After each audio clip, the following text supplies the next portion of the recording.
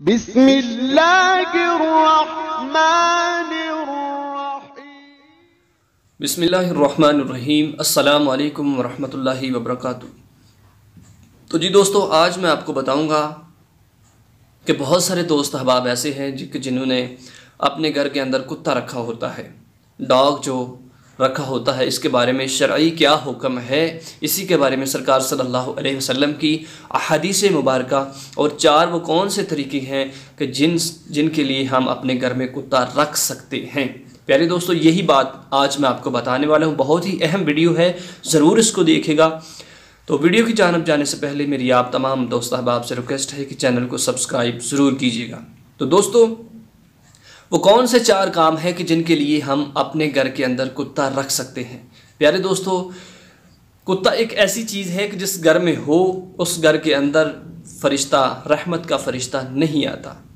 پیارے دوستو، آئیے وہ کام میں آج آپ کو بتاؤں گا کہ کتا اگر گھر میں رکھیں تو کس طریقے کار کے ساتھ رکھیں۔ پیارے دوستو، جو اپنا گھر ہے، اپنے گھر کے اندر کبھی بھی کتے کو نہ رکھیں۔ کتا کس وجہ سے ہم رکھ سکتے ہیں کہ کتے کو شکار کے لیے آپ رکھ سکتے ہیں۔ شریعت نے اجازت دی ہے کہ شکار کرنے کے لیے آپ کتا رکھ سکتے ہیں۔ اپنے جانوروں کی حفاظت کے لیے کتے کو رکھ سکتے ہیں، اپنے مویشیوں کی حفاظت کے لیے کتے کو رکھ سکتے ہیں، اپنے مال کے لیے، اپنی سیفٹی کے لیے کتے کو رکھ سکتے ہیں۔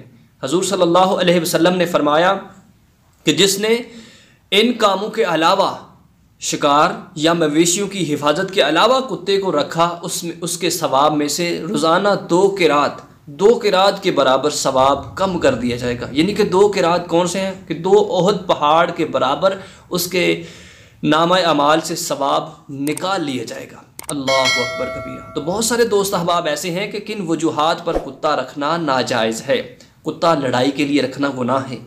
کتا یعنی کہ دڑوانے کے لیے، لڑانے کے لیے، دوڑ کروانے کے لیے، یا کوئی اور لہو لعب کے لیے، یا یعنی کہ یہ جو آج کل عموماً لڑائی کرواتے ہیں، اس کے لیے رکھنا بہت ہی سخت گناہ ہے۔